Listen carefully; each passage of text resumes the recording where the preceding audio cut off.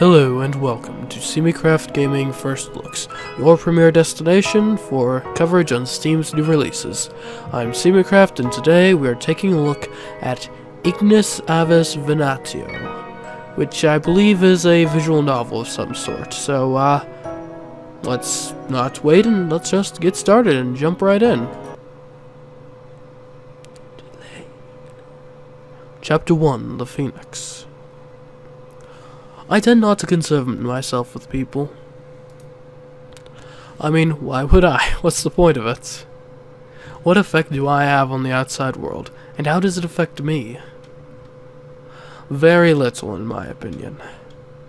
I can only have an opinion on the world and its inhabitants because I'm presently here, thinking. So when I'm gone, there will be nothing. I think. Therefore I am. In other words, I am the world. There exists no world outside of my perception. Or is that not what Descartes meant when he coined the phrase? I had no idea there were so many silent letters in that name. Probably not, eh? Well, that's my philosophy, and that's how I've survived my 15 years of life thus far. Or so I think.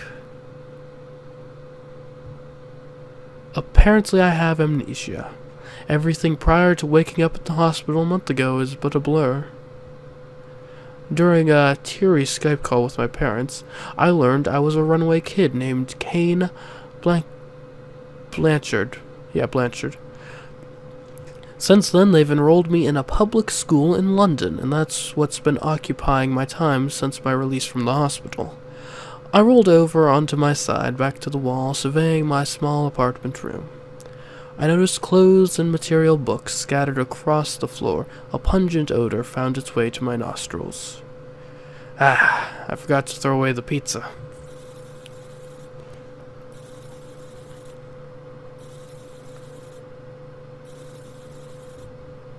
Shut up.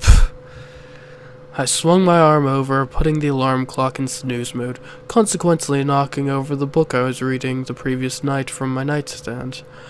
It was an utterly useless topic of discussion: Greek mythology. I couldn't make it past Pandora's box before dozing off into oblivion.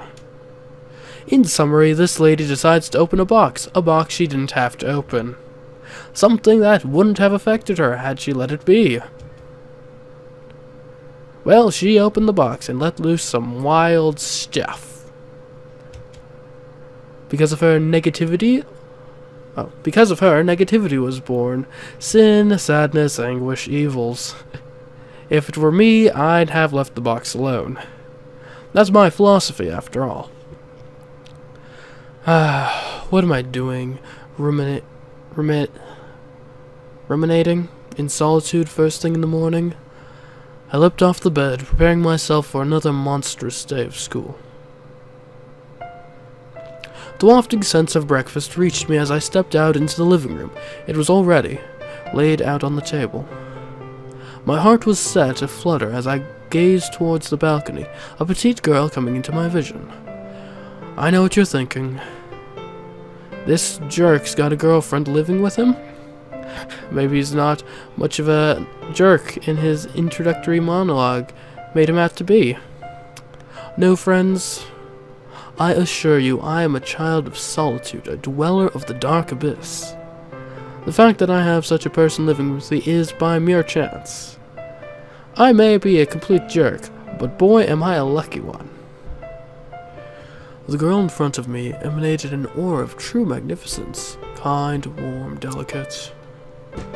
Such words could only be used to describe the one known as Thierry Campanella.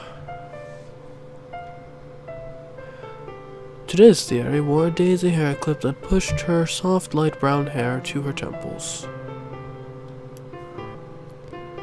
Her taste-full outfit left only the wrists, ankles, and collar in bare sight. She loved to bake, clean, and tend to flowers. Her femininity was the sort that made you want to proclaim, "I'll protect you," as if you were the protagonist of a cheesy hero manga. She was a girl among girls, one of the greats. Well, this is my diagnosis of the impossibly perfect entity after the 2 weeks of living in the same flat. That said, we haven't actually engaged in much personal communication. She works at the cafe from early morning and comes home late after her night classes. Perhaps I may be disillusioned by building a fantasy of such perfection around this being. Oh, Kane, good morning. She turned around with a warm smile. Some of the flowers she was holding escaped her grasp. Her entire body, illuminated by the morning sun, gave the appearance of a goddess. No, I was right. She is truly a perfect being. I do not deserve to be in the presence of such a great person. Go ahead and eat, Kane. Breakfast is on the table. Blueberry compote? Compote? Over Dutch crepes? Enjoy. I'm just not familiar with that term. What did I do to deserve such a flatmate? If there was anything lacking about Theory, it would be her small chest. Small chests certainly have their charm, but I'm definitely a boob man. Great. No. Sure. We can go out once we've cleaned. And so, from 7:45 a.m. to 10:28 a.m., Sierra and I did an immaculate job of cleaning the apartments. Goodbye, half-eaten moldy pizza. You're in a better place now. That building. Sierra and I were on that aforementioned stroll now. Upon inquiring the details of a certain building, Theory began to explain. I'm surprised you don't know. Palace Crepusculum Academia. It's something like a targeted post-grad school, but they've got a whole department for high school, too. It stands where St. Paul's Cathedral once burnt down. Oh. What kind of school is it? It's a privately funded school, closed off from society. There are no campus tours or visitors allowed without specific documentation. I don't know exactly what kind of school it is, but I've heard rumors that they specialize in, well... Yes? Magic? I told Theory that I'd meet up with her later. She went on her way to the market, leaving me to my endeavors. By endeavors, I mean to say, attempt to break into this magic school. It sounded like a much more complicated task in my head, but when I reached the building, the front gate wasn't locked.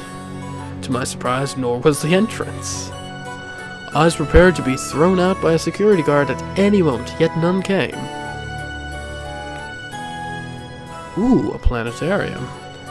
I'm sure Theory wouldn't mind if I checked it out real quick. The projector was already on when I walked in, casting clear, starry skies onto the screen. Ah, perpetual night. How comforting. Nothing is perpetual. An everlasting night would bring no dawn, and if only that were true. A lone figure stood by the projector, gazing up at the stars with a vacant stare. She responded to my embarrassing remark, though it felt more as if she were talking to herself than to me. Oh, did she say that? I guess. The room was dark, but she was clearly a looker. Can you not appreciate anything else, dude? Come on. Her long hair shone silver against her ivory skin. She looked to be in deep contemplation, barely even looking my way as she spoke. Oh, sorry, I didn't know anyone else was in here. It's fine. The planetarium is public to all students. Which you are, I presume. There are rarely visitors outside of class, however. I walked slowly into the planetarium, with caution. Something about this girl had me on guard. Why is that? This place is rumored to be haunted. She turned to the door to leave. Haunted by what? The ghost who died in the planetarium? That had to be a pretty boring death. The light from the open door shone on her face as she turned her head to say, "Haunted by me." Clang. What was that? I ran to the right of the courtyard where I heard the noise originate from. I noticed a few small drops of blood on the pavement near to where I stood. Following the trail of blood, I turned the corner of the building. Gravel followed the pavement, and after that was a field of grass and trees. With each advancement, the drops of blood on the path became larger. The small droplets had become puddles. Turn around. That's right. That's what that Looney Planetarium girl said to do. Too, wasn't it? Leave. Don't look back. No sane person would advance any further than this. I mean, what am I, a teenager in a horror film? No, thank you. Nonetheless, I took a step forward. Passing a tree, I noticed 3 figures.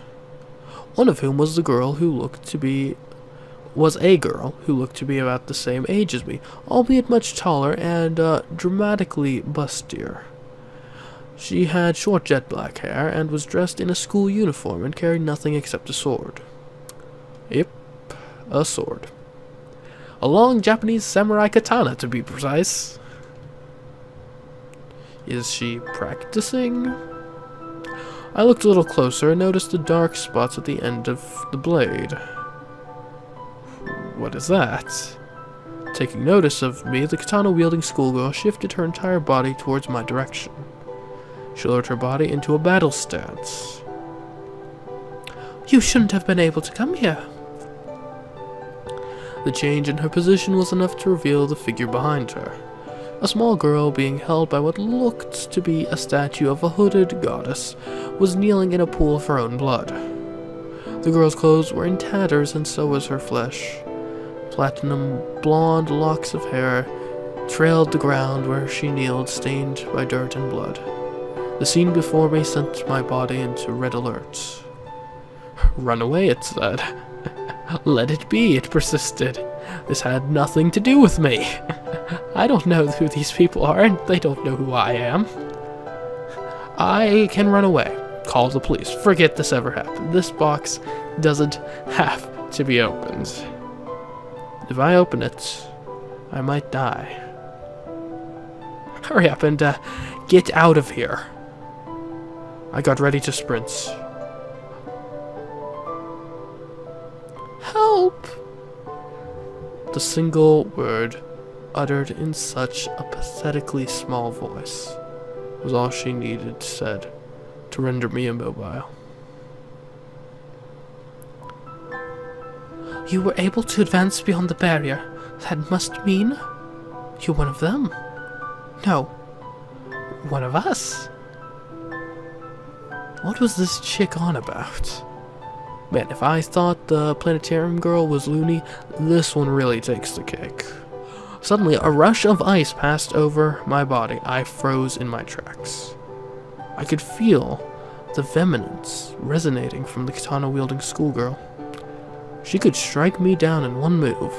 That's what her eyes, gauging the length of my stride, were telling me.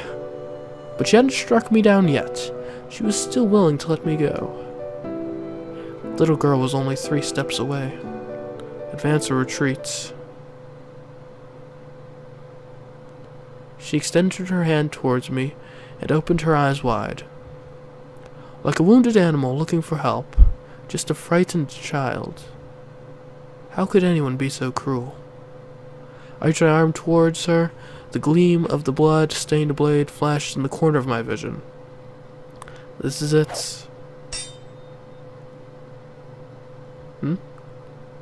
I felt an impact on the arm that covered my cowering body, but that was it. Not the sharp pain I was expecting, just an impact. I opened my eyes. Katana-wielding schoolgirl was taken aback. She looked down at her cracked blade, then at my arms. My arms glowed red. An outline shaping my hands into claws shone around them. What the hell? Behemoth? It was the small girl who spoke. A demon! Screamed the katana-wielding schoolgirl in disbelief. Take my hand. Oh. Take my hand! She outstretched her hand once more. No! Don't touch her! You'll break the seal!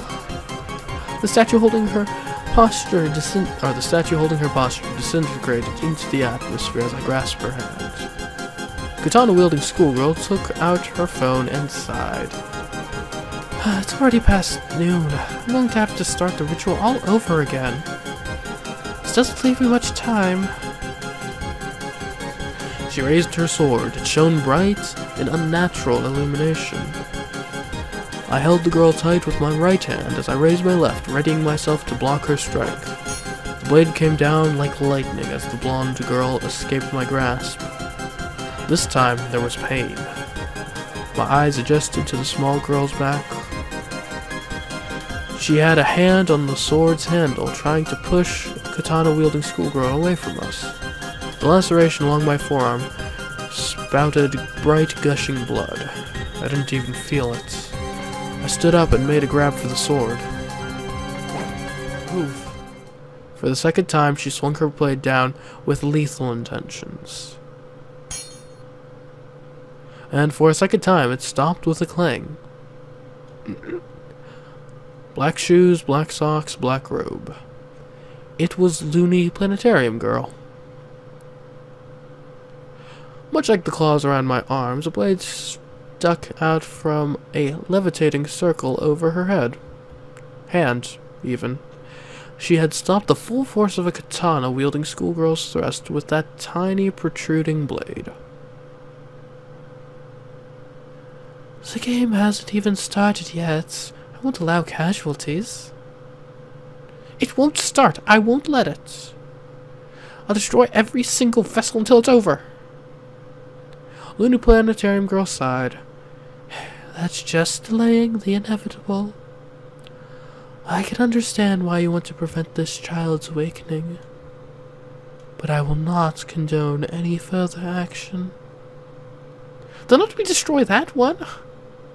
She gestured towards the small blonde, who was now on the ground, trembling in pain from her numerous injuries. You will at the very least allow me to tend to that, won't you? I wanted to see how you would do it. You planned to force her in a state of rest until the Phoenix destroyed her from the inside, right? Looney Planetarium Girl continued her commentary in a cool and concise manner, strangely disjointed from the violent situation that only moments ago unfolded. That's an all-right plan, albeit a roundabout one. I would have just ripped her head off and separated it from the body until dawn came around. That's just barbaric. For the first time, Looney Planetarium Girl expressed something other than cool calmness. She scoffed. Barbaric? Once she is dead, she's dead. It doesn't matter how she got there. We've been through this. You can't kill the Phoenix when it sleeps. You're only destroying the vessel. Still... Her warm expression had vanished, leaving only indifference as she stared down at the now unconscious little girl. What will you do? She asked, looking at Looney Planetarium Girl. Let's see. What will you do? Looney Planetarium Girl said, turning to me. What? Me? I don't think she deserves to die. No matter what species of bird she has in her soul. Why are you asking him? He's still an outsider in my eyes. That's precisely why. The Phoenix has already manifested itself in the dark of our hearts. Perhaps it's wisest to leave this decision to an outsider. That's unfair. I already brought my proposal to the council to destroy this vessel. You can't just change your mind now. Loony Planetarium Girl shot katana-wielding schoolgirl a bone-chilling look. Stop acting like a child. You have no authority over me. Humph. The sun will set in 8 hours. We will come back here with Eos once we've made a decision. Reluctantly, katana-wielding schoolgirl pouted. I got it. I'll be here. Before dropping to the ground, cross-legged, sword against chest like a resting Ronin. Loony Planetarium Girl looked at me and pointed at the sleeping girl. Pick that up and follow me. I still don't know what's going on. I'll explain to you as we walk. Let's go. I lifted the girl and tossed my jacket over her small back. Her pale skin, in contrast to the deep red blood, almost gave her a corpse-like appearance. Nevertheless, she was warm. Her warmth and steady breathing indicated life. Thank God, I thought. When we reached her house, she cleared a couch for the sleeping girl and sat me down opposite to her. She tended my wounds with a swift proficiency and began her lengthy exposition.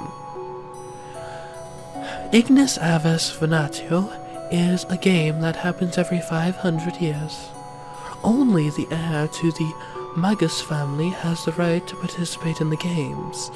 The objective of the event is to defeat all the other participants and capture the Phoenix, which will then bestow her powers upon the winner. And is there also this magical place called Narnia where centaurs and... If you don't want to believe me, then you can leave, but you'll be dead within days of the game's start. Let's say I do believe you. But what does this have to do with me? In order to enter the game, a contract must be signed with a demon, deity, or other familiar of some sort. The contract usually guarantees the Magus success in obtaining the Phoenix, but failure means death. The contracted spirit then becomes the Magus familiar, and they form a partnership to battle other teams. You are currently under the contract with the demon Behemoth, one of the most powerful demons in existence. Well, I sure don't remember signing any contracts. No, you wouldn't, as you've been bound together since birth. Isn't that a little unfair? It's very unfair, she conceded. What would have happened if I hadn't gone to the... Or what would have happened if I hadn't gone to the school today to find all this out? Surely the girl with the katana would have succeeded in destroying the vessel, and your inevitable fate would be delayed until a new one was prepared. The events of today didn't trigger any different outcomes for you. It was perhaps only your connections to the Phoenix that allowed you to discover her today. And had you not met me to explain this all to you, you'd probably be dead, whether it be from Cheer's blade or another contender. Why are you smiling? Am I smiling? My apologies. This is just rather music for me. Anyways, I'll help you in the meantime, at least until you understand the basics. What about her? I looked over towards the girl lying on the couch. There's something you should know about that girl. I guess you didn't get it the first time, but she's not a regular child. Notice the wounds? See, they're completely healed. How? Is it like Phoenix powers or something? This is the immortal firebird that everyone is after. The powers of the Phoenix are rooted in destruction. Only those who seek such destruction will go after her. This is the prize? This girl is just an unfortunate host. The real prize will be awakened at sunset, and the games will commence at dawn. That is, if you will it. Why are you letting me decide? You decided to save her. You made the decision to stay, even when Che warned you against it. So I'm going to let you decide again. Her gaze narrowed. Despite my contrived airs of nonchalance, I know she could see right into my fear and my weak resolve. So, which will you choose? To save this girl, or leave now, away from this world, forever, back to your peaceful lifestyle? Because if you choose the Phoenix, boy, you will lose everything you think you know and believe in. Ooh, I got this. She sighed in exasperation, but the analogy was effective. I just needed to focus my chakra. I must have tried this 100 times when I was a kid. Doesn't that mean I've focused my Eris? I have, I remember. Dark room with books strewn all over. I concentrated in practice. Well done, Kane. My teacher praised me while patting my head. Her long black sleeves brushed my ear. Well done. I opened my eyes. Looney Planetarium girl wasn't here. The library wasn't here. There was nothing here at all except for the vast blackness. Boy. Is that you, Behemoth? So you decided to show up. Are you finally ready to use my powers in full? Oh. Please, I need your help. I have to save someone. A girl. Oh, you silly humans. The last one was the same. Well, no matter. I've waited many years to serve you. To fulfill a promise with an old friend. Are you sure you can handle it, boy? I've heard I'm quite the handful. I'm ready. Come at me. I'll have to break my hands-off code. She sighed and brought her hands to the book. The seal pattern on the book expanded outwards, lifting itself from the book and settled onto the pavements. With a bright flash, the entire street was illuminated as the magic circle lit up and sparked cobalt flares. The circle had lifted off the ground and shot straight up toward the fallen girl. As soon as the circle touched her, it disintegrated and she slowed to a stop. She floated down softly a second time. Era stood up and exhaled. Okay, now you can catch her. Avis?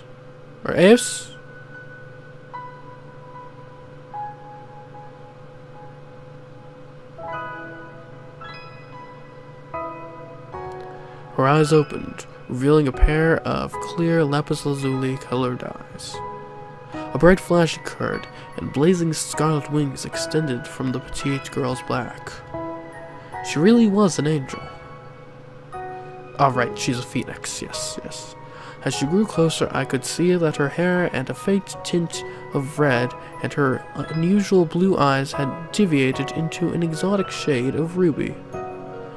I caught her in my arms with an uncharacteristic caution. You know my name? You know my name?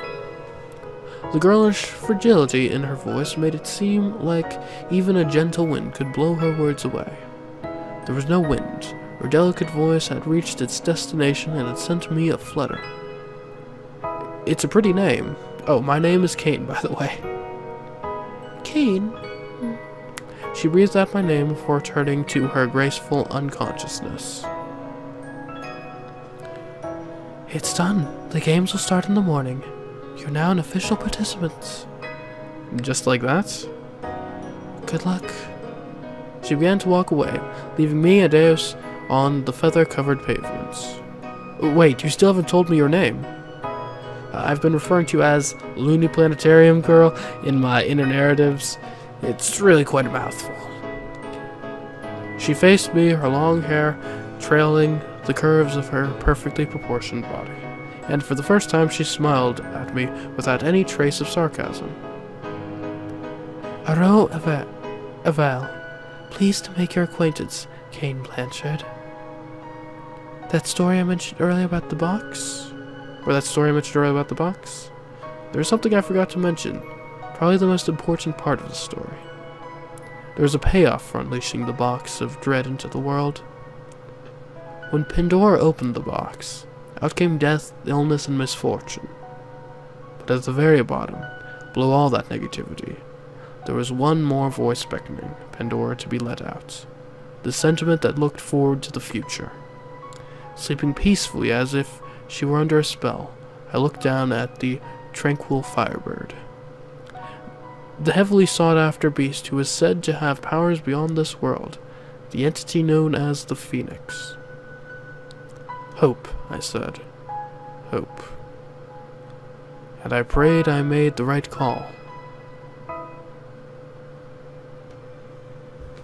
Chapter 2, The Exorcist. Okay, well then, this is Chapter 2 now apparently, and we are going to have to end this first look here. Alright, so, Ignis Avis Venatio. What do I think of the game? Well, it seems to be, so it's a visual novel, it's got an, it certainly has a unique, interesting world to it. I'm still not entirely certain I entirely understand what all is going on. The characters seem fine. I will say, if you specifically look for visual novels with a lot of choices in it, this one clearly doesn't seem to offer that. It's more so just kind of a linear storyline where you're reading through it. It's kind of a, a book with pictures, I guess. Sometimes it's a bit tough to discern exactly who's supposed to be talking, especially once you get into like three-person conversations and whatnot. But that's really more so my issue as just a person trying to make a video of the game and trying to give people unique voices. And yeah, so it costs $25 on Steam, which definitely, at least in my experience, seems to be kind of on the upper end of the visual novel pricing range. But it certainly has a unique enough concept, and it's done fairly well, This is definitely a step up from kind of some other, from a lot of other visual novels. This one is well done. The art's nice, the storyline seems to be going somewhere interesting. I can't vouch for the length. I'm not sure if we're in for like a 10-hour epic or well, here, according to this, okay, yeah, according to the Steam page, it's supposed to be 10 hours long, which I guess makes sense if it's 10 chapters, maybe. This chapter took about an hour for me to get through. So yeah, I could see that. And ultimately, it's just a question of, is this a story that you think you'd be interested in experiencing? And that's the question. Also, do you like buying visual novels? For what it is, it seems well done. To recall whether this particular, apparently 10-hour visual novel is worth $25. To me personally, it seems maybe a bit steep, but you may have different opinion in that regard. Certainly, if it goes on sale, it could definitely be worth picking up. And like I said, the story looks like it could be going some interesting places. I can't guarantee it is, but the concept alone is good. It seems to be fairly well written. I'm not a literature critic by any means, but I didn't have any issue with really the way it's written for the most part. And yeah, that's just some ramblings from me. Yeah, I mean, this is almost more like critiquing a book, which is not something I do very often. But yeah, there you go. It's definitely a very well done visual novel. $25 is a bit on the high end for visual novel prices, and it's basically, it's up to you. Does this look like a story you want to experience for $25? Anyways, guys, that has been our first look here at Ignis Avis Venatio, I think. Be sure to subscribe to this channel for more first looks every day of visual novels and all sorts of other games. And make sure to check out my Let's Play channel. I've done a couple visual novels on there, so you may want to check that out. But until next time, I have been CMeeCraft, and I'll catch you in the next first look. Goodbye.